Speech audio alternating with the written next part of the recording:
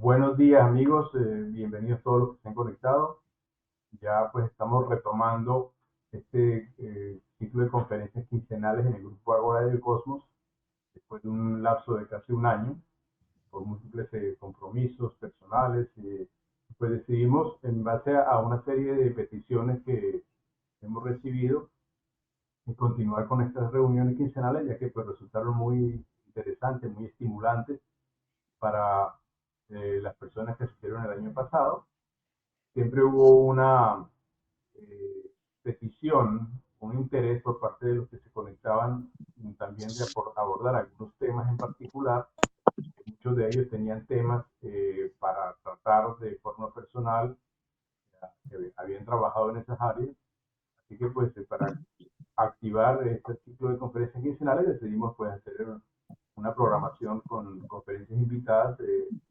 Para el día de hoy tenemos al compañero Jairo García, que es el doctor en física.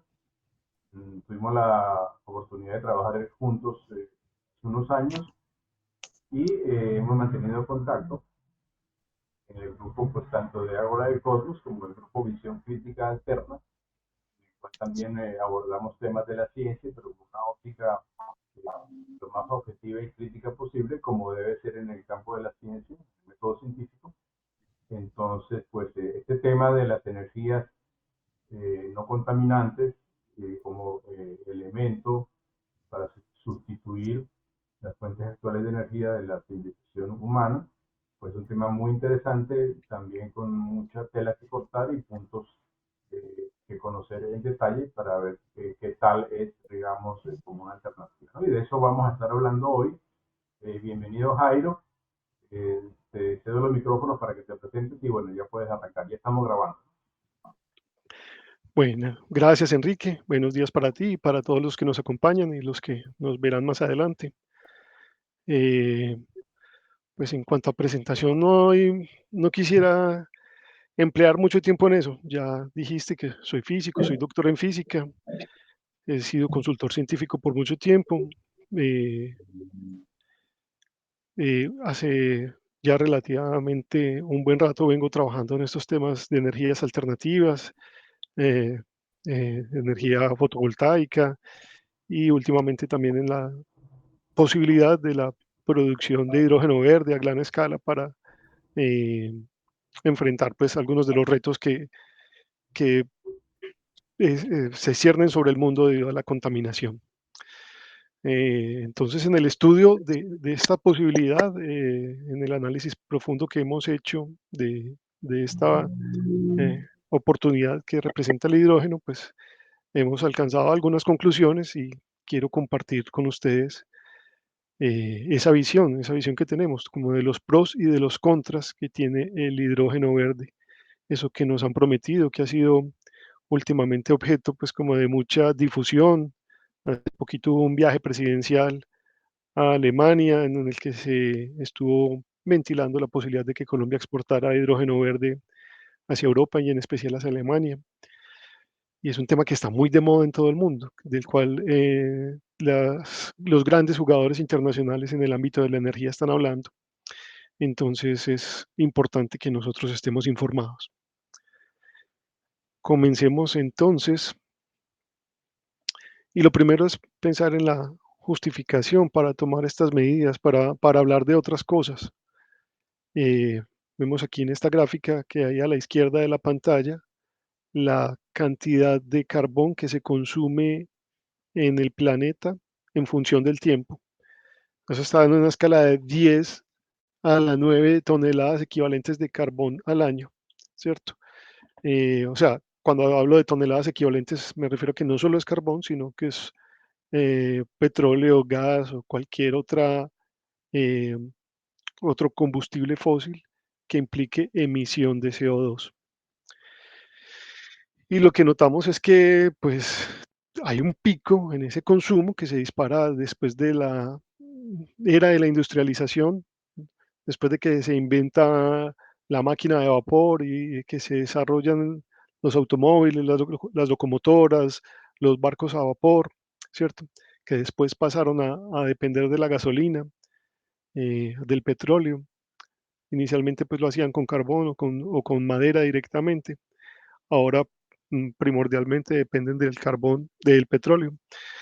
Pero sigue siendo emisiones de CO2 y no solo eso, sino que hay muchos países que para generar energía consumen CO2, tienen generadoras termoeléctricas de energía eh, consumen consumen gas, que consumen carbón para mover una turbina que a su vez va a generar por efectos de inducción electromagnética la energía eléctrica.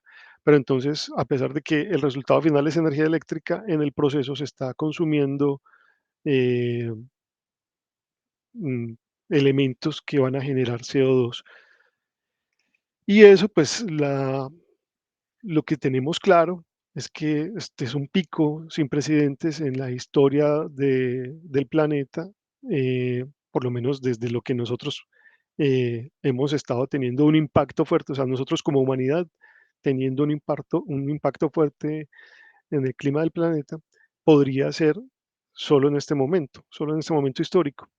Este pico se espera que tenga un declive rápido, así como creció muy rápidamente, se espera que tenga un declive rápido porque se calcula pues que esas reservas de combustibles fósiles, de gas, de petróleo, de carbón, se van a agotar relativamente rápido debido al ritmo con el que las estamos consumiendo. Y si bien en otros momentos de la historia de la humanidad se han tenido otros picos de emisión de CO2 por fenómenos naturales, emisiones volcánicas, incendios o cualquier otra cosa que, digamos, no fueron de la mano del hombre, pero ocurrieron en el planeta, pues el hombre siente una responsabilidad por lo que está haciendo en este momento y está muy bien, es importantísimo que nos hagamos esa reflexión. Entonces, cuando digo ahí que es un pico sin precedentes, me refiero sin precedentes en la historia del influjo de la humanidad sobre el planeta. Y evidentemente, pues eso va a romper o va a modificar la dinámica química de la atmósfera e incluso de los mares. Eh, Sin embargo, pues es discutible que esto sea el único causante de lo que ahorita se denomina el cambio climático. Hay muchos científicos que están en desacuerdo con esa visión de que el principal protagonista sea el CO2 emitido por las emisiones del hombre. Y hay otras posibles causas eh, que podrían explicar esta dinámica o que contribuyen también, incluso pues la misma actividad solar. Pero eso no va a ser objeto de discusión aquí. Simplemente consideremos que al menos internacionalmente, al menos políticamente y técnicamente, lo que se discute cuando se habla de la necesidad de la implementación de energías verdes y de vectores de energía verde como el hidrógeno, eh, es este tipo o parte más bien de este tipo de supuestos. Entonces lo que se afirma en últimas es que la economía, la economía es una función de la producción de CO2. La economía mundial en este momento es una función de la generación de CO2. El consumo de energía, aquí graficado en una escala de 10 a la 12, o sea, 10 billones de kilovatio hora al año, nos muestra que los principales protagonistas en la economía mundial, porque la economía depende de la generación de energía, son el carbón, el petróleo y el gas, habiendo una contribución, ¿cierto? Hay posibilidades de generar energía utilizando biomasa y de hecho se hace, pero es una contribución minoritaria comparada con lo que implica el consumo de carbón, petróleo y gas.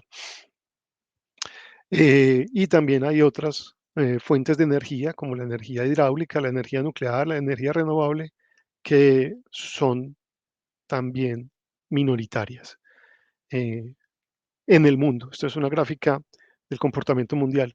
En Colombia, la energía hidráulica no es minoritaria, corresponde casi que al 70% de la matriz energética del país. Es decir, Colombia tiene una generación de energía bastante limpia en comparación con otros actores mundiales. Entonces, digamos, de nuevo, parados en el sistema de referencia de esta visión de que es el CO2 el gran mm, protagonista de la generación de energía, o sea, el que es el gran protagonista tras de bambalinas, detrás de toda esa generación de energía, pues se generan unos objetivos de desarrollo sostenible, una preocupación mundial por hacer que la economía deje de ser una función de la producción de CO2, por lograr transformar la dinámica del mundo para que no se emita más CO2, por lo menos por parte del hombre, ¿cierto?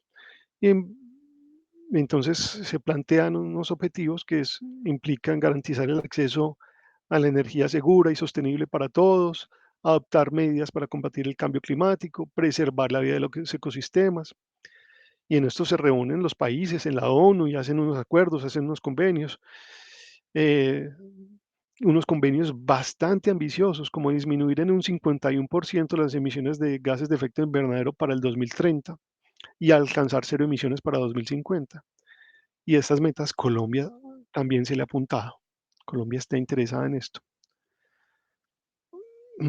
Conociendo uno los tecnócratas y los políticos, es posible cuestionarse un poco esto. Y cuando uno ve que los políticos hablan de garantizar energía segura, sostenible o de un acceso universal a la energía moderna, uno piensa que debe pensar, ¿cierto? Que cuando ellos hablan de acceso se refieren a una imposición. Y cuando ellos hablan de que van a cuidar el planeta, eh, cabe sospechar, ¿cierto? ¿Qué es lo que realmente van a lograr? Porque históricamente nos han mostrado que ellos dicen una cosa, pero ejecutan otra completamente distinta. Entonces, aunque en principio todos estos objetivos son muy loables y no encuentran como discusión, uno debe plantearse si en el fondo si es lo que ellos pretenden lograr. Pero bien, suponiendo que sí, hay que aceptar que el mundo está decidido y obligado a un cambio de paradigma energético, obligado por esos compromisos que han adquirido los países y porque de todos modos, pues nuestra permanencia en el planeta depende de que seamos capaces de coexistir con las demás especies y con la dinámica misma de la Tierra. Entonces, ahí es donde se plantea que el hidrógeno parece ser uno de los candidatos más firmes a protagonizar ese cambio, porque los combustibles fósiles son escasos, no son renovables, contaminan y son de extracción compleja. Eh, Como vimos en el pico de la primera gráfica, pues se espera que en algún momento se agoten esos combustibles fósiles. Mientras que se considera que el hidrógeno es abundante, es limpio y es de producción relativamente simple. Mm, Ya vamos a profundizar un poquito más sobre todas estas variantes que o etiquetas que se le ponen al hidrógeno. En Colombia, esta es una diapositiva tomada de la hoja de ruta del Ministerio de Minas y Energías para el hidrógeno verde en Colombia. En Colombia existe un plan de potencializar, de hacer crecer la producción y la demanda interna de hidrógeno verde, empezando con actividades de refinería, poniendo buses, camiones y automóviles a circular, utilizando motores que hacen combustión de hidrógeno verde o que utilizan pilas de hidrógeno. Eh, Pasar después a la exportación, a camiones mineros, a generación eléctrica a partir del mismo hidrógeno verde. Bueno, hay toda una serie de metas que tiene planificado el Ministerio de Minas y Energías que va a implicar supuestamente alcanzar una demanda de 1.850 kilotoneladas de hidrógeno para el 2050. No es claro en la diapositiva, pero eso serían como anuales, ¿cierto? Esa demanda sería anual. Y para eso, pues el gobierno ha tomado una serie de medidas y las medidas más importantes son las modificaciones a la ley, una ley de transición energética y otras medidas que en últimas lo que hacen es otorgar beneficios fiscales a las empresas que se dediquen a generar hidrógeno verde, que importen maquinaria para hidrógeno verde o que hagan investigación para viabilizar todo este sueño del hidrógeno verde, para hacer posible esta promesa del hidrógeno verde.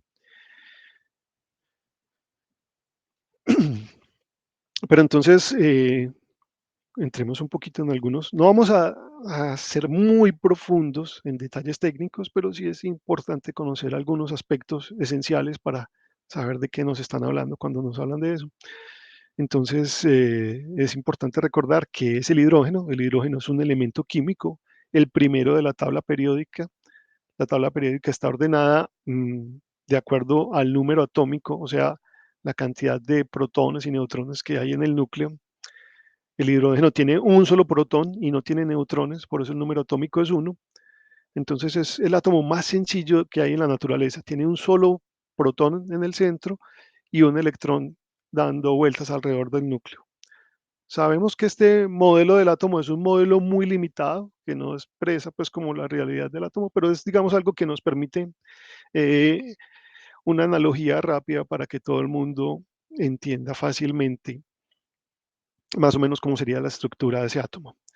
Y ese átomo resulta ser el más abundante en el universo, hasta donde sabemos, ¿cierto? Digamos, de la materia conocida sabemos que hay un montón de, o que, o se cree que hay un montón de materia que no conocemos bien, ¿cierto? La materia oscura.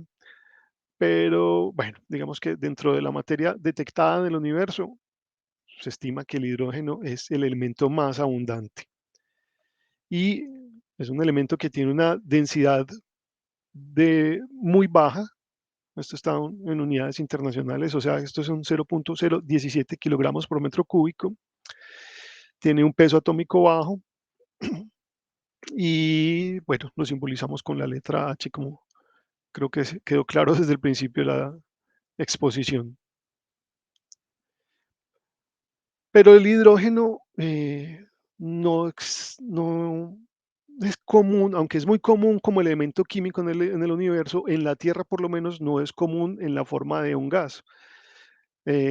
Para formar un gas se necesita que se enlacen dos átomos de hidrógeno y formen una molécula de H2. Por eso en las diapositivas, iremos por acá. Bueno, no lo tengo por acá. Más adelante lo veremos, pero bueno, por aquí, por ejemplo. En las diapositivas utilizamos este símbolo. Ese H2 se refiere a que son realmente dos átomos de hidrógeno los que necesitan estar enlazados para formar una molécula del gas de hidrógeno. Y esa molécula resulta que ya no es tan abundante, ¿cierto? El gas en el planeta Tierra, por lo menos en ese estado gaseoso, el gas de hidrógeno es escaso. Es abundante como átomo, pero está estando ligado a otros elementos, estando enlazado a otros elementos. Como gas puro de hidrógeno, ya sí es mucho más escaso. Otra característica interesante del hidrógeno es que él tiene un alto poder calorífico en comparación con los demás combustibles como la gasolina, el petróleo, el gas natural. Tiene por unidad de masa, es muy importante reconocer esto, que por unidad de masa es el que más poder calorífico tiene. O sea, tienen casi que más que el doble casi el triple que cualquiera de estos otros, ¿cierto? Pero eso es por unidad de masa y más adelante vamos a ver por qué eso es tan importante. Bueno, ¿cómo se produce el hidrógeno? ¿Cómo se produciría el hidrógeno? Hay varias rutas para producir hidrógeno y dependiendo de la ruta con la que se produzca, entonces se clasifica el hidrógeno de diferentes maneras. La clasificación que más se utiliza es por colores. Entonces se dice que el hidrógeno verde es el que interesa, el que está de moda en el mundo, el que muchos países pues tienen como puestas sus esperanzas para disminuir la contaminación global. Tiene que ser generado con energías renovables, tiene que ser generado por un proceso de electrólisis cuya energía es extraída de sistemas completamente limpios. Es que existen otras posibilidades de generar hidrógeno y de hecho la que más se utiliza en este momento son por procesos que toman, por ejemplo, gas natural o petróleo o carbón, le hacen unos procesos químicos como el reformado por vapor y generan entonces el hidrógeno. Estos, o sea, toman hidrocarburos. Cuando hablamos de hidrocarburos, estamos hablando de que son sustancias que contienen hidrógeno y carbón. Entonces, capturan el hidrógeno o más bien separan el hidrógeno del carbón y, por supuesto, si ese carbón se emite a la atmósfera, entonces eso no tendría nada de limpio. Entonces tienen que hacer un almacenamiento del carbón emitido, ¿cierto? Y el hidrógeno en esas circunstancias, entonces lo denominan un hidrógeno azul, o sea, es un hidrógeno que no es tan limpio como el hidrógeno verde, pero que si se logra capturar esas emisiones de CO2 antes de que salgan a la atmósfera, pues entonces se considera aceptable. Y hay otros colores para el hidrógeno, el hidrógeno negro, el marrón, el gris, hay todo un arco iris de hidrógenos, ¿cierto? Pero digamos que para efectos de, de nuestra charla podríamos pensar que el negro, el marrón son los que hidrógenos que se producen a partir de técnicas como el reformado por vapor, ¿cierto? Partiendo de hidrocarburos, pero en el que no se recogen las emisiones de carbón. O sea, ese carbón sale a contaminar la atmósfera. Y eso es lo que se hace principalmente en el mundo hoy. Hoy en el mundo la mayor parte del hidrógeno que se produce a partir de combustibles fósiles. O sea, sigue siendo un negocio, la generación de hidrógeno sigue siendo un negocio de las petroleras, sigue siendo un negocio de los grandes jugadores de la energía que manejan estos combustibles fósiles y, y, si la economía le va a apuntar, o digamos el cambio que se quiere hacer le va a apuntar es a generar el hidrógeno azul, entonces no es porque, esto no es un negocio en contra de las petroleras, ni en contra de los que generan, de los que tienen esos grandes yacimientos de eh, combustibles fósiles, sino a favor de ellos. Eh, entonces, dijimos que cuando no se captura ese carbón producido, esas emisiones de carbón que se desprenden del proceso para generar el hidrógeno a partir de los combustibles fósiles, no se capturan, entonces sería el hidrógeno gris o el marrón, hay diferentes nombres que le dan a él. Y hay otros, ¿cierto? Por ejemplo, el hidrógeno rosa es el que se produciría por una energía nuclear, o sea, una energía que es bastante limpia, eh, y que se aprovecharía el vapor que sale de las plantas nucleares para optimizar el proceso de electrólisis. Entonces, ¿cómo es ese proceso de electrólisis? ¿Cómo se produce el H2? Pues simplemente, digamos que en un recipiente con agua se ponen dos placas metálicas que las llamamos electrodos. Una de esas placas se pone a un polo, se le conecta, digamos, el polo positivo de una batería, de una pila, de una fuente de poder, y a la otra el polo, perdón, una el polo negativo, la otra el polo positivo, ¿cierto?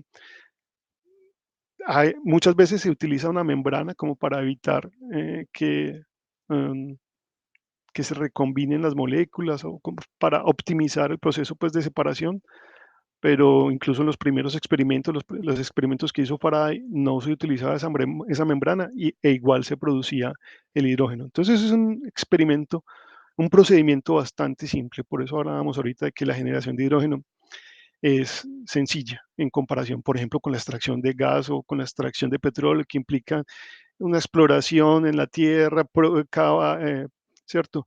Eh, perforar a profundidades muy grandes e inyectar agua, por ejemplo, para sacar el petróleo.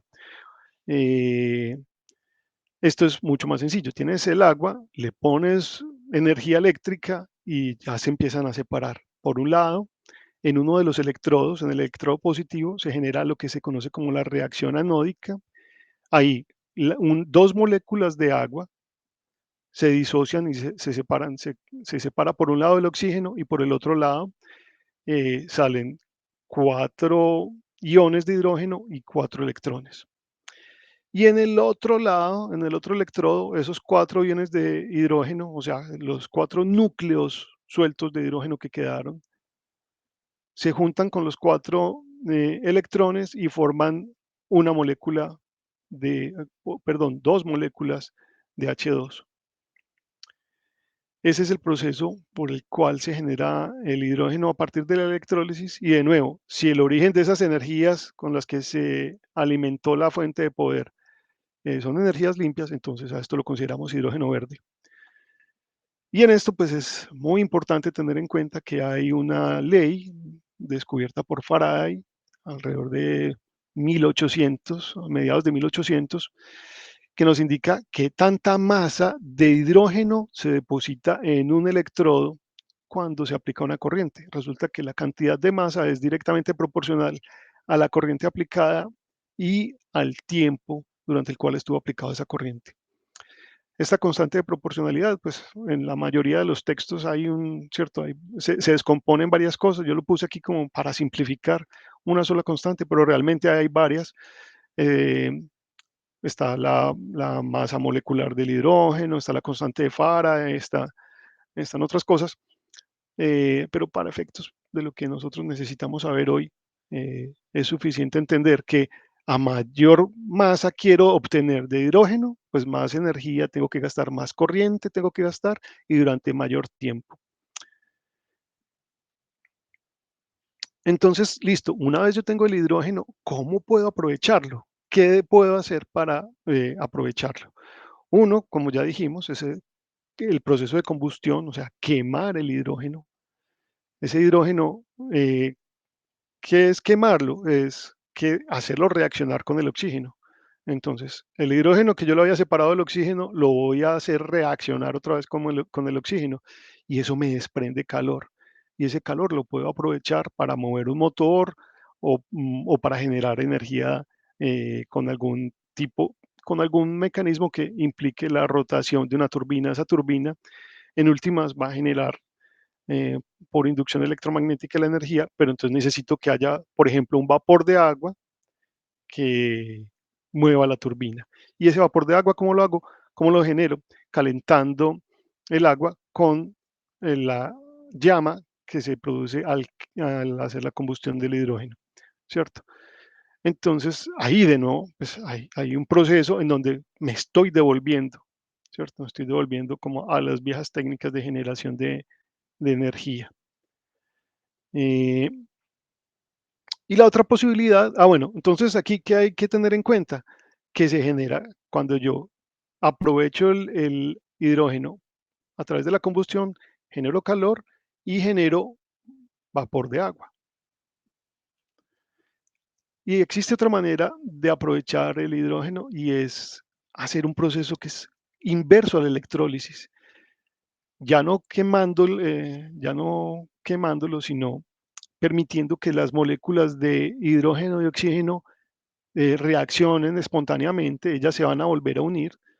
El proceso de la electrólisis no es espontáneo. Yo necesito entregarle energía al sistema para disociar la molécula de agua.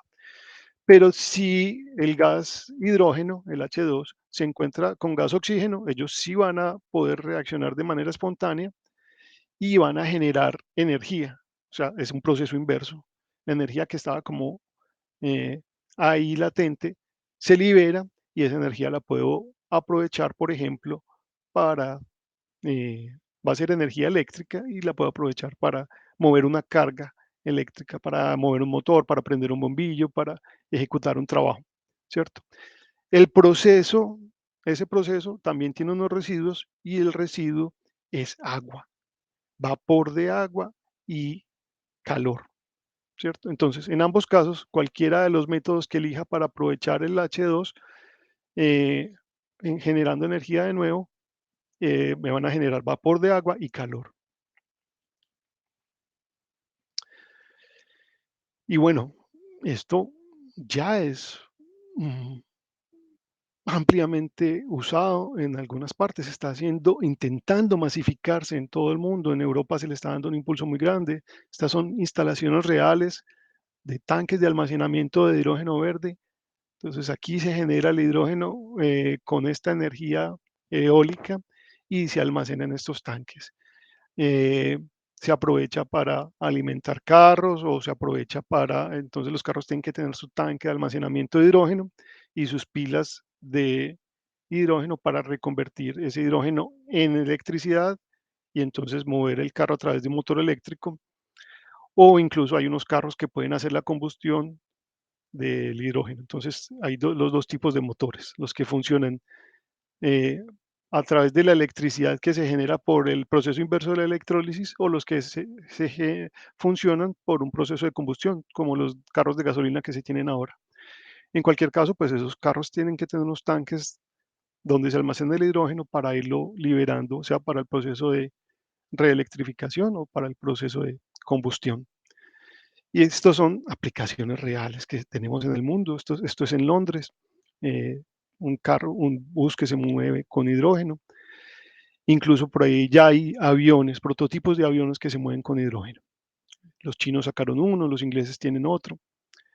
Y seguramente pues hay muchas otras empresas y países que los tienen y que los están desarrollando lentamente. De pronto no los han publicitado tanto porque les interesa mantener ciertos secretos respecto a sus avances. Pero bueno, hay una gran movilización en el mundo para masificar la producción y el aprovechamiento del hidrógeno. Por ejemplo, solo Estados Unidos piensa invertir 43 millones de dólares eh, para investigación, para mejorar los tanques de almacenamiento, los materiales de almacenamiento y un montón de cosas que se sabe que deben pulirse, ¿cierto? Esto fue una decisión que se tomó en el 2019. Mm, pero no solo Estados Unidos está invirtiendo en eso, o sea, Europa también, China también, Colombia está decidida a eso. Ecopetrol ya hizo las primeras inversiones, ya trajo un electrolizador y ya tiene montadas como sus plantas, su primera planta piloto. EPM está también muy deseosa de entrar a jugar en este negocio. Entonces hay mucho interés por el hidrógeno verde en el planeta. En resumen, ¿cómo sería el proceso del hidrógeno verde? Se tienen fuentes de energía renovable, fuentes de energía limpia, sean solares o eólicas, o como en el caso de Colombia, hidroeléctricas. Con esa energía mm, se alimenta un electrolizador, ya un electrolizador a escala, que produzca grandes volúmenes de hidrógeno. Ese hidrógeno pues se almacena, mm, se distribuye, se tiene que llevar a los usuarios finales y ellos ya lo utilizan para el transporte, para generación de energía y la idea del proceso es que haya una emisión neta de CO2. Ellos dicen que emisión cero de gases de efecto invernadero, pero vamos a ver más adelante que eso realmente solo es emisión neta cero de CO2. Cuando dicen emisión neta, es que, o sea, sí se genera CO2 en el proceso. Cada uno de estos procesos tiene una huella de carbono, pero esa huella de carbono se espera que sea balanceada completamente por el resultado final del proceso, ¿cierto? Al poder eliminar la gasolina, el gas o el carbón de todos estos procesos. Una cosa muy importante a tener en cuenta aquí es que la naturaleza no hace estos trabajos gratis. Cada uno de estos pasos implica una conversión de energía, pasar energía de un tipo a otro. Y eso, de acuerdo con la segunda ley de la termodinámica, siempre le va a implicar unas pérdidas. Es como cuando usted va con una platica a la casa de cambio y la casa de cambio le dice, sí, yo le cambio eso, pero me quedo con un poquito. Pues lo mismo pasa en la naturaleza. La naturaleza te dice, si yo te cambio eh, esta energía eléctrica, te la convierto en energía química del hidrógeno, pero eso vale. Entonces se pierde un poquito de energía en esta parte del proceso. Aquí se pierde otro poquito de energía. Aquí se pierde otro poquito de energía. Aquí se pierde otro poquito de energía. Entonces, en cada paso del proceso se está perdiendo energía. Y ahí es donde entonces tenemos que empezar a cuestionarnos eh, cuál es la realidad de el hidrógeno verde. Si es solo una promesa o si tiene realmente una factibilidad. Para eso necesitamos analizar cuáles son las debilidades de una economía basada en el hidrógeno. Y pues una de las primeras es parte de entender que el hidrógeno no es una fuente de energía. El hidrógeno se le denomina un vector energético porque él almacena energía, pero para tener el hidrógeno hay que gastar energía, y no solo energía, hay que gastar agua. Tengo que gastar agua, energía para producirlo. Y después para transportarlo tengo que gastar energía y después para reconvertirlo tengo que gastar energía. Entonces, el hidrógeno, o sea, en suma, nos debe quedar claro que el hidrógeno no es una fuente de energía y que obtener el hidrógeno requiere un gasto energético. Y ese gasto energético no es menor. Por ejemplo,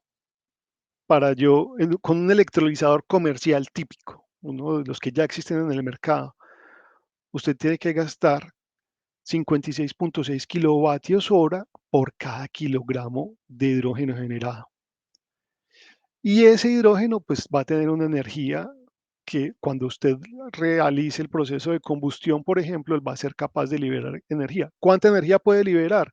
Máximo va a poder liberar 38.6 kilovatios hora por cada kilogramo de energía, de hidrógeno.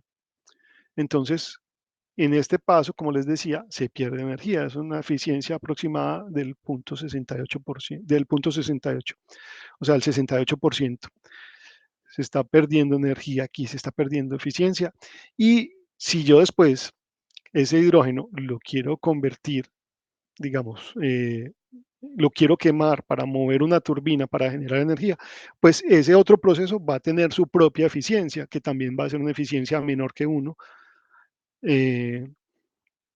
O sea, ahí también se va a perder energía, como decíamos antes. Entonces, en suma, el proceso va haciéndose cada vez menos eficiente. Mientras más pasos tenga que dar, mientras más transformaciones tenga que hacer, menos eficiente va a ser el proceso. Si, por ejemplo, yo quiero generar energía eléctrica a partir del hidrógeno con una pila de hidrógeno, entonces por cada 1.2 kilojoules de energía que tengo en hidrógeno, voy a generar 1 kilojoule de electricidad. Ese proceso digamos, esa sería como la forma más eficiente de aprovecharlo, reconvirtiendo la electricidad, porque los otros procesos van a implicar mayores pérdidas. Otro problema que nos encontramos es, Disculpa, es Jaime. la... Dime. Disculpa, hay una serie de preguntas que mejor las dejamos para el final, ¿no? Para que vayas respondiendo Sí, nuevamente. Y ahí sí, yo creo que mencionaste que era 1.2 kilojoules, o es 1.02. 1.02, sí, Listo. perdón. Bueno, entonces al final la pregunta. Gracias. Ok. Bueno, tenemos que, si bien la cantidad de energía por unidad de masa que tiene el hidrógeno es superior a la de los otros combustibles, eso cuando ya lo convertimos a volumen, ya es un problema, porque la densidad de energía por unidad de volumen del hidrógeno es muy baja. Y esto porque el hidrógeno tiene muy poca densidad, como vimos al principio. Al ser tan poco denso, pues se necesita mucho volumen para obtener una masa determinada. Y no es cierto que el hidrógeno no genere gases del efecto invernadero. Ya vamos a ver por qué. El hidrógeno sí genera efecto invernadero.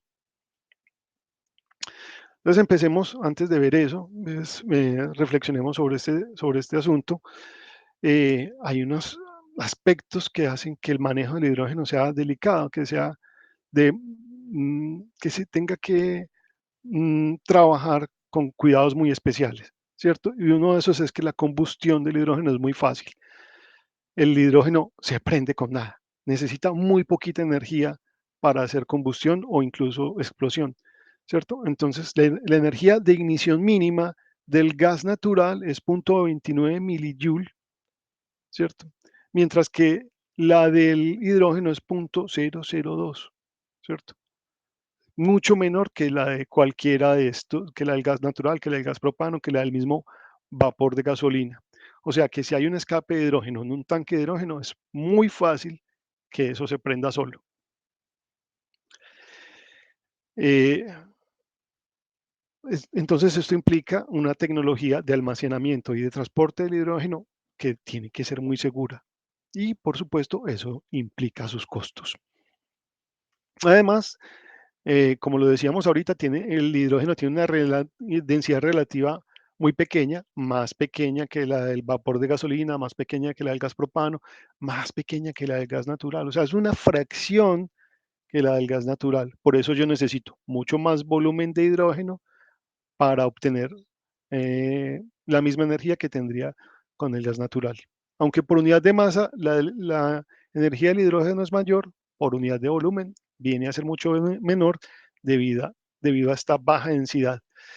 Y eso ya nos implica entonces unas condiciones de almacenamiento especial, porque para tener una cantidad suficientemente interesante de energía en hidrógeno, pues necesito unos tanques muy grandes, necesito unos volúmenes muy grandes, unos volúmenes que ya empiezan a hacer inviable el asunto.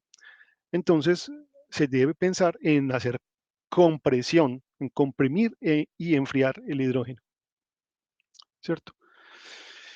Pero no solo pues tengo eso, sino que en cualquier recipiente, en cualquier tanque, va a haber una pérdida, se va a escapar el hidrógeno. Así como cuando yo tengo un globo de helio y ese globo se va desinflando solito, pues un tanque que almacene hidrógeno va a ir perdiendo hidrógeno y las pérdidas están estimadas entre el 1 y el 3% diario. Eso significa que en un escenario más o menos pesimista, en 23 días se puede perder hasta la mitad del hidrógeno almacenado en un contenedor, ¿cierto? Entonces eso, como les digo, implica un desarrollo tecnológico con tanques especiales, tanques de doble pared que soportan alta presión o que soportan muy bajas temperaturas, ¿cierto? Bueno, digamos que lo que se considera en este momento es enfriar el hidrógeno a temperaturas muy bajas para tenerlo en un volumen mucho menor y después poder, poderlo recuperar. Entonces, obviamente, mantener esa temperatura tan baja del hidrógeno, o sea, coger el hidrógeno y bajarlo hasta esa temperatura y pues implica un gasto energético adicional. Y mantener esa temperatura baja implica un gasto energético adicional. Entonces, no solo se está, si no lo hago, si no hago esto, entonces se me va a escapar mucho, se me va a perder el hidrógeno. Y si estamos pensando, digamos, en exportar hidrógeno a Alemania y lo mandamos en un buque, ¿cierto? Lo mandamos en buques gigantes que tienen unos contenedores grandes que justifique la exportación de eso, pues entonces de aquí a que lleguen a Alemania no va a haber nada de hidrógeno. Entonces tiene que ser muy bien almacenado, tiene que ser eh, refrigerado o tenemos que encontrar unas alternativas para el almacenamiento del hidrógeno que no impliquen la refrigeración. Como les decía, el hidrógeno es muy fugaz, como es una molécula muy pequeña, estamos hablando del átomo más pequeño en la naturaleza. Por tanto, esa molécula que forma el H2, al unirse dos átomos de hidrógeno, forma una molécula muy pequeñita también, que puede escapar fácilmente por las paredes, se puede fugar por acá. Y ese es gas que se escapa, ese hidrógeno que se escapa a la atmósfera, como reacciona tan fácilmente, pues puede mezclarse con otras sustancias que hay en la atmósfera, produciendo unos gases de efecto invernadero, entre ellos el metano, que incluso dura más en la atmósfera que el mismo CO2 y que incluso calienta más, ¿cierto? Entonces, digamos que es un reto que se tiene en este momento, eh, buscar la manera de minimizar el escape del CO2 para usted poder conseguir realmente ese net cero, esa emisión neta cero de carbono, porque tal cual como está ahora, el almacenamiento del hidrógeno pues va a implicar que se escape y que genere gases de efecto invernadero al reaccionar con otras sustancias. Pero incluso si no se escapara nada, pues resulta que cuando yo reconvierto el hidrógeno en energía eléctrica, se libera vapor de agua y calor, como les dije al principio. Y ese vapor de agua que se está liberando también produce un efecto invernadero. O sea, el agua absorbe la radiación infrarroja. El vapor de agua que hay en la atmósfera es uno de los principales contribuyentes al efecto invernadero. Y eso es algo que de pronto no se dice mucho, se enfocan solamente en hablar del carbón, pero el agua también, el vapor de agua también produce efecto invernadero. Y si nosotros vamos a cambiar todos los carros del mundo por carros de hidrógeno, pues entonces vamos a estar emitiendo mucho vapor de agua a la atmósfera y eso va a crear otro desbalance químico en la atmósfera, ¿cierto? En últimas, pues es como un cañazo pensar que con la tecnología del hidrógeno, como la tenemos hoy por lo menos, vamos a llegar a cero emisiones netas de gases de efecto invernadero. De pronto, cero emisiones netas de CO2, sí, pero de gases de efecto invernadero, no.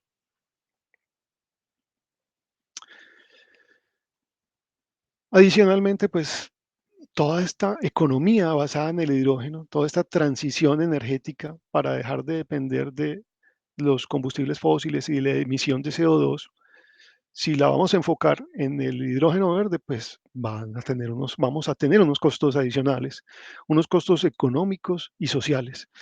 Y esos costos, pues ya hemos hablado de algunos de ellos, el almacenamiento, el enfriamiento, la transformación energética, todo eso implica costos y esos costos pues últimamente son transferidos al usuario, eso no los va a asumir la empresa, no los van a subir los gobiernos, eso lo tendríamos que asumir nosotros.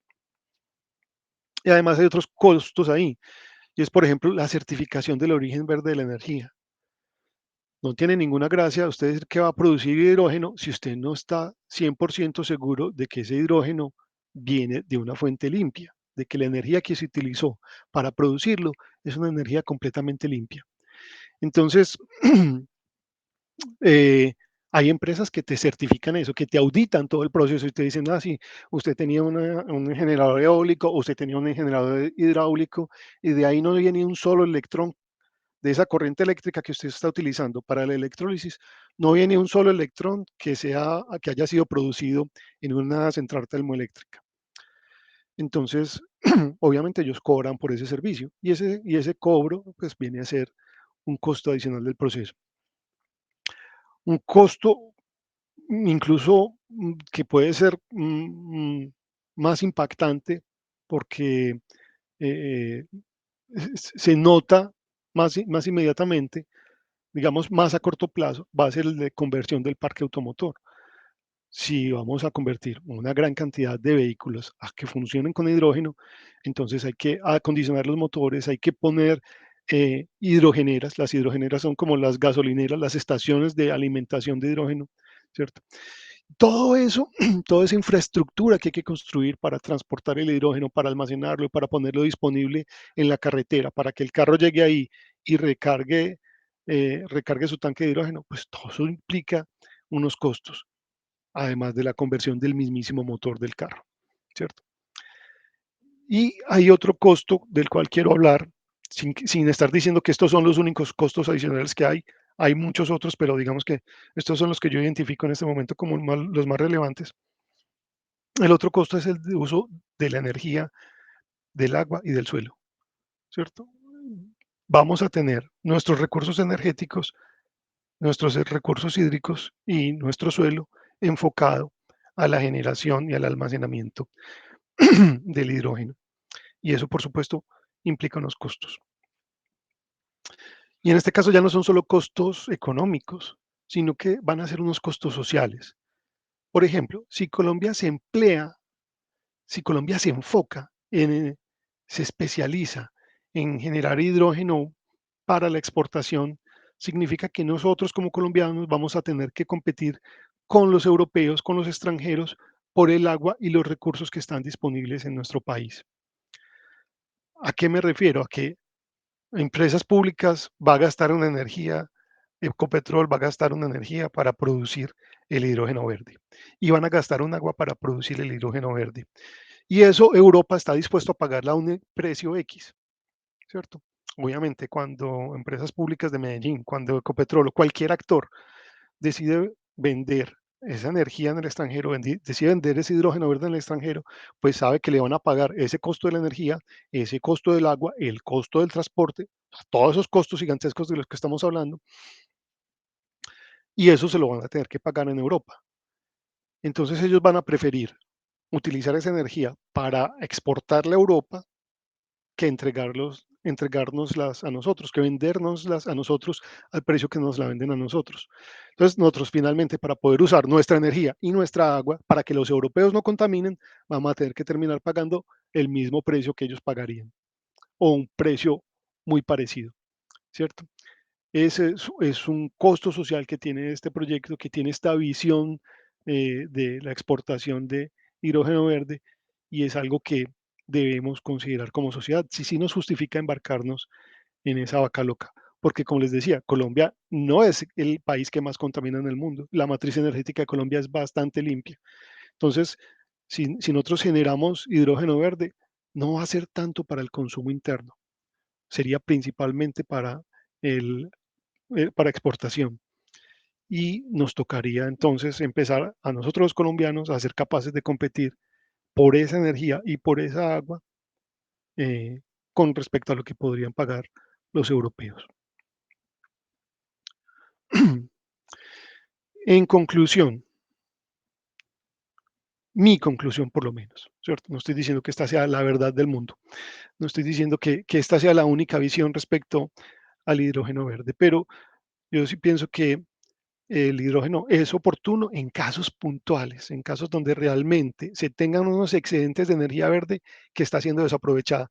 Estoy generando mucha energía eólica y no la estoy gastando en el momento que la estoy generando.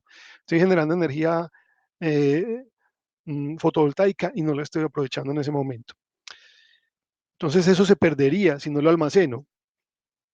Entonces tengo la posibilidad de almacenarlo con baterías y tengo la posibilidad de almacenarlo como hidrógeno verde. En ese caso, pues para que no se pierda esa energía, toca almacenarla de alguna manera. En ese caso estaría bien el hidrógeno. eh, o donde se tengan procesos muy contaminantes, pues no, digamos, pero son situaciones muy puntuales, no como para masificar eso, ¿cierto? Decir que vamos a cambiar toda la economía del mundo hacia el hidrógeno. Una economía basada en el hidrógeno tiene todavía muchos retos técnicos por resolver, ¿cierto? Hay que trabajar muchísimo en la optimización de la electrólisis, hay que bajar los costos energéticos de esa electrólisis. Y eso, como vimos, de acuerdo con la ley de Faraday, es un poquito complicado, porque simplemente la cantidad de masa de hidrógeno que se produce es directamente proporcional a la corriente. Entonces, habría que empezar a buscar alternativas para la disociación del hidrógeno en las que no participe solo la energía eléctrica. Y además hay muchos retos respecto al almacenamiento y al transporte que también hay que resolver para poder pensar en que va a haber eh, un negocio próspero en torno a la exportación y a la producción del hidrógeno verde.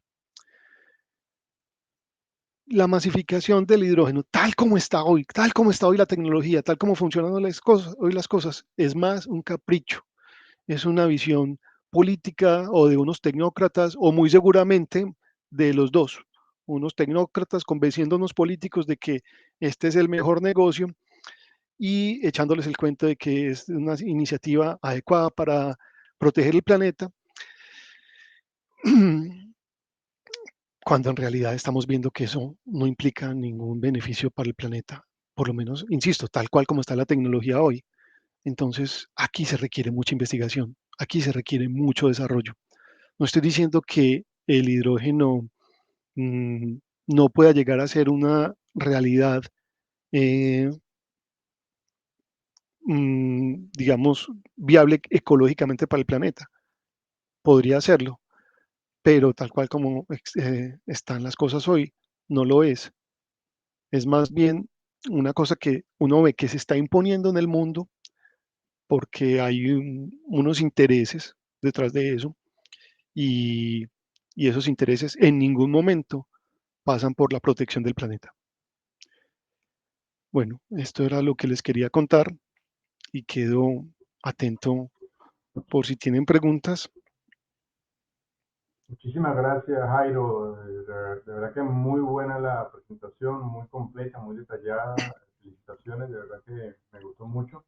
Y sí, bueno, hay una serie de preguntas el profesor Carlos Velázquez, el compañero Carlos Velázquez, ha estado en el chat escribiendo algunas preguntas. Si quieres, Carlos, ya que estás aquí presente, ¿por qué no saludas y también haces las preguntas tú mismo?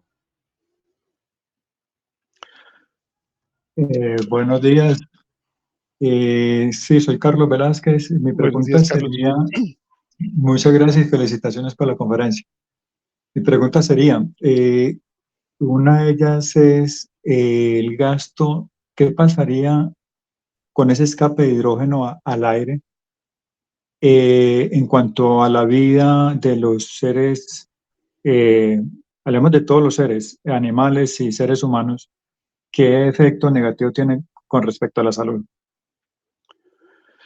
Yo creo que en este momento no se tienen estudios serios para medir las consecuencias del escape del hidrógeno, del hidrógeno gaseoso a la atmósfera. Sabemos que el hidrógeno es altamente reactivo. Sabemos que ese gas, con la molécula que se encuentre, sea de oxígeno, sea de otra cosa, va a empezar a reaccionar. Entonces, si se encuentra con el oxígeno, pues va a reaccionar y va a formar agua. Muy bien. Pero si se encuentra con otras moléculas que estén en la atmósfera, que hay muchas otras, hay nitrógeno, ¿cierto? De hecho, el oxígeno es apenas el 17% del, del componente, pues del gas que hay en la atmósfera. Solamente, de la atmósfera, solamente un 17% es oxígeno. Creo, ¿cierto, Enrique? Sí, sí, por ahí está Sí, el valor. más o menos por ahí está la cosa. Entonces hay muchos otros gases con los que va a poder reaccionar el hidrógeno y va a formar otras cosas y esas otras cosas incluso podrían ser metano, como les comenté en la charla, que es un gas que genera más efecto invernadero que el mismo CO2.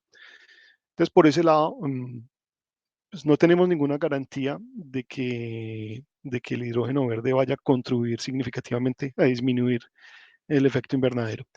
Y por el otro lado, no hay estudios que nos permitan en este momento decir qué otros efectos nocivos podrían tener en la salud otras sustancias que se desprendan de interacciones del hidrógeno con esas otras sustancias que hay presentes en la atmósfera. Muy bien. Carlos tenía otra pregunta ahí en el chat. Sí, Adelante. cómo no. Precisamente, gracias, Enrique. Precisamente se la voy a leer. Por ejemplo, las fuentes limpias, la pregunta, ¿puede ser un sofisma cuando no hablamos de los recursos que se necesitan para producir el hidrógeno, como la minería para la hidrólisis? Claro, mira, se sabe que producir los paneles solares tiene un impacto ambiental. Ese impacto ambiental muchas veces es menospreciado cuando se hacen los balances de la huella de carbono de estos sistemas. Entonces se dice, bueno, usted está generando hidrógeno, con ese hidrógeno usted va a eliminar o va a producir tantas toneladas de carbón menos, va a emitir tantas toneladas de carbón menos por año en la atmósfera. Sí, muy bien, pero no tuviste en cuenta cuántas toneladas de carbón se emitieron para producir las celdas solares. No tuviste en cuenta cuántas toneladas de carbón se gastaron para traer las celdas solares desde la fábrica hasta acá y cuántas toneladas de carbón se gastaron para hacer todo el montaje de la planta solar. Y si hubieras tenido de pronto en ese parque solar gigante que vas a necesitar, si hubieras tenido de pronto maticas, a lo mejor hubieras contribuido más. Simplemente las plantas creciendo y absorbiendo el CO2 quizás hubieran contribuido más a la captura de ese gas de efecto invernadero. Entonces son unos balances que a veces no son tan específicos, esos balances de CO2 no son tan específicos como uno podría pensar, pero mm, no tengo mucho más que decir ahí. Es como que la visión limitada de los políticos que tenemos ahora es como el impulsar una agenda porque eh, tenemos que tomar medidas, tenemos que quedar bien ante la opinión pública, sabemos que la gente está preocupada por el planeta y vamos a hacer cualquier cosa aunque no funcione. Muy bien, Jairo. Muchas gracias. Gracias, Carlos. También, ¿algún otro compañero tiene alguna otra pregunta? Antes de yo hacer las mías. Eddie, Edward, Elizabeth, Janet, no sé si tienen alguna pregunta, ¿cómo les pareció la charla? Si que desea intervenir, bueno, adelante. Por aquí Carlos Alberto tiene una pregunta. No sé si Carlos Alberto tiene la posibilidad de contarnos, preguntarnos con su propia voz o no tiene el micrófono activo. Bueno, parece que no lo puede activar. Sí, no. Bueno, la pregunta es, sí, adelante, Carlos. No, era que pues en vista de que hay mucha competencia, bueno, un saludo a todos y muchas gracias a Jairo pues por compartir la conferencia sobre hidrógeno. Parece que admiro mucho a Jairo, que es una persona muy académica y se fue por la línea más de investigación en Colombia, como es de difícil, que la línea de profesores, ¿cierto? Entonces yo admiro mucho pues a Jairo por eso. Gracias, Muchas gracias. Carlos. Entonces, que en vista de que hay tanta competencia de la producción, pues por decisiones políticas, Colombia no podría ser una potencia, digamos, en auditores como recurso humano, pues capacitando mucha gente en eso, en vista de que Colombia es un país que genera energía pues casi limpia. Sí, yo creo que sí. O sea, Colombia tiene la capacidad humana para tener recursos, digamos que este tipo de personas que puedan salir y estar verificando esos procesos, ¿cierto? Pero es que en todo esto hay como unas especies de grandes jugadores que son los que están que son los que hacen lobby para que se hagan estas leyes, que son los que están impulsando por detrás todas estas decisiones políticas. Y Colombia ni pone ni quita ahí, ¿cierto? Esos grandes jugadores mundiales son los que seguramente saldrán a acaparar eh, la normativa, la regulación y los que montarán las empresas de certificación. Incluso, pues aquí en Colombia ya hay empresas que certifican esas fuentes de energía verdes y ellos simplemente son como subsidiarias de unas empresas extranjeras. Entonces, si bien no dudo que tenemos la capacidad técnica y humana para hacerlo, eh, sí me parece que no tenemos todavía la visión como del negocio para lograrlo. Ok, gracias. ¿Puedo hacer otra? Pues Sí, no sé. Sí, adelante. Sí. Es con respecto al almacenamiento en los envases que tienen que ser súper herméticos, pero digamos mm, una molécula libre de que se salga de un envase podría hacer ignición con un fotón. mm, pues digamos, si tú buscas las fichas técnicas de seguridad del hidrógeno en cualquier cosa de sustancias químicas, te sale que el hidrógeno hace autoignición, o sea, él se prende solo. Obviamente solo no es. Puede ser, por ejemplo, por interacción con un fotón que tenga suficiente energía para eso, ¿cierto? No he escuchado como ese proceso, pero no lo encuentro, no lo descarto, no lo encuentro inviable. Simplemente tendría que ser que el fotón tenga la energía suficiente para lograrlo. Y, y con una sola molécula que alcance a prender, ya eso se expande. La velocidad de propagación de la combustión en el hidrógeno es muy alta, es más alta que en cualquier otro combustible. Ok, Ujú. muchas gracias. Muchas gracias, Jairo. Muchas gracias, Carlos Alberto. ¿Algún otro compañero desea hacer alguna otra pregunta? Yo Bueno, les cuento, yo adelante. tengo con pena con ustedes, les recibo otra preguntita, porque tengo un compromiso a mediodía Ok. y debo Bueno, salir lejitos. yo voy a hacer la mía entonces, ¿no? Sí. Bueno, tú comentaste ya en parte lo que quiero preguntar, pero bueno, el gas resultante, que es el vapor de agua, es con Sí, mucho, es con diferencia el principal gas de efecto invernadero en la atmósfera, ¿no? Así que pues sí, estamos generando vapor de agua y es más, digamos, contribuye más el vapor de agua al efecto invernadero que el mismo dióxido de carbono. Aquí estoy viendo la tabla. La contribución del vapor de agua al efecto invernadero oscila entre un 36 y un 72%, pero la contribución del dióxido de carbono apenas va del 9 al 26%. Entonces estamos dejando de emitir dióxido de carbono, pero estamos emitiendo un gas mucho más contributivo al efecto invernadero. O sea, qué lógica, ¿no? Eso no se menciona por ningún lado o muy poca gente lo comenta, ¿no? Ya tú lo Sí. comentaste. Pero aquí con la cifra ya nos damos cuenta de la diferencia importante, ¿no? Ujú. Me imagino que eso también depende de los volúmenes, ¿cierto? No sé si tienes el dato ahí, pero yo imagino que eso también depende de los volúmenes.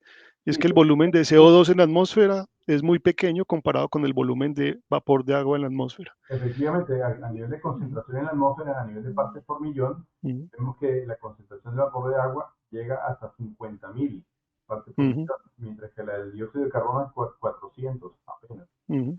Sí, Entonces, es que el dióxido de carbono es una traza en la atmósfera, es una cosa supremamente pequeña, ¿cierto? Sino que nos lo magnifican mucho. sí, Y sí, nos dicen, bueno, y es posible que tengan cierta razón de que pequeños cambios en la concentración de dióxido de carbono generen pues, generen desequilibrios importantes. No estoy diciendo que eso sea imposible, ¿cierto? Pero si lo que pretendo es cambiar eso por otra cosa que me va a generar igual o más efecto invernadero, pues, ¿qué estoy resolviendo? ¿Cierto? exacto. Una pregunta que tenía, bueno, ya la pregunta como tal, porque la otra era como un comentario. Si se ha evaluado de manera precisa la eficiencia neta de este proceso eh, extrayendo la energía de la combustión de dióxido del hidrógeno comparada con, por ejemplo, de la quema de combustible sólido, la gasolina, por ejemplo, incluyendo todo lo que implica el proceso, ¿no? Completo. Sí, eso, no, eso sí está evaluado. Como te digo, depende mucho de cómo se presente. Si te presentan si te presentan eso, digamos, como en función de la eficiencia de la producción de energía a través de la combustión de hidrógeno, en función de la masa del hidrógeno, entonces te da una eficiencia muy alta. Pero para tener esa masa necesitas unos volúmenes muy grandes y tener esos volúmenes muy grandes implica un almacenamiento especial y cuando ya tienes en cuenta el costo de ese almacenamiento y la tecnología que se requiere para ese almacenamiento, entonces ya empieza a crecer muy significativamente la eficiencia del proceso. Eso no tengo el dato exacto de cuánto es, pero, pero es uno de los grandes retos que se tienen identificados para poder hacer viable el hidrógeno. El plan del gobierno, tanto el gobierno de Colombia como el gobierno de Chile, pues como para no hablar como de un gobierno en particular, que no digan que estoy casado con una visión política, lo que menos me interesa ahí es eso, ¿cierto? El plan de estos gobiernos latinoamericanos que quieren exportar hidrógeno verde a Europa, mmm, tiene que pasar por optimizar el proceso de almacenamiento y transporte. Y estamos muy lejos de eso, de hacerlo eficiente. Ok, muchas gracias, Jairo. Bueno, no sé, creo que no hay más preguntas de los compañeros presentes. Eh, bueno, solo queda pues agradecerte, Jairo, por la presentación, muy interesante, muy polémico tema, ¿no? Así que pues esta grabación, cuando los demás compañeros la vean, pues puede ser un buen insumo para seguir con la conversación y bueno, de dar a conocer estos otros elementos que muy poco se mencionan cuando se habla del tema. En general, de todo lo que tiene que ver con la transformación de la matriz energética, pues está bastante seriado en general, pero este tipo de conversaciones son muy esclarecedoras, ¿no? Muchísimas gracias. Y bueno, no, solo queda, antes de que ya darle la palabra para que Jesús se despida, comentarles que dentro de 15 días, digamos, como en la línea de seguir tomando las reuniones quincenales, dentro de 15 días vamos a estar un equipo de Cuadra del Cosmos observando el eclipse anular de Sol el 14 de octubre. Probablemente les transmitamos algo ese día para incorporarlos también a los que no puedan ir. Luego, en 15 días después, el compañero Eddie Rolando de Guatemala, que se encuentra presente hoy también en esta reunión, nos estará presentando su tema sobre los viajes espaciales y el futuro de la humanidad. Y más adelante también el compañero Alexis de Venezuela nos estará hablando sobre transhumanismo. Entonces, bueno, son temas muy interesantes y el objetivo y el enfoque que le queremos dar a estas reuniones son análisis críticos de estos temas que están presentes en la palestra pública actualmente, ¿no? Bueno, muchas gracias. Adelante, Jairo, para que te despidas. No, gracias a ti, Enrique, por la invitación. Gracias a todos ustedes por compartir este rato. No pretendo ser fuente de verdad en ninguna de estas cosas. Simplemente les comparto mis reflexiones, lo que he aprendido durante este tiempo que he estado trabajando en este tema. Y les invito a que cada uno de ustedes haga sus propios cuestionamientos. Seguimos en contacto. Muy interesante las charlas a las que nos estás invitando. Y bueno, qué bueno que reactivamos estas reuniones. Perfecto. Muchas gracias, Jairo. Vamos a tener la grabación.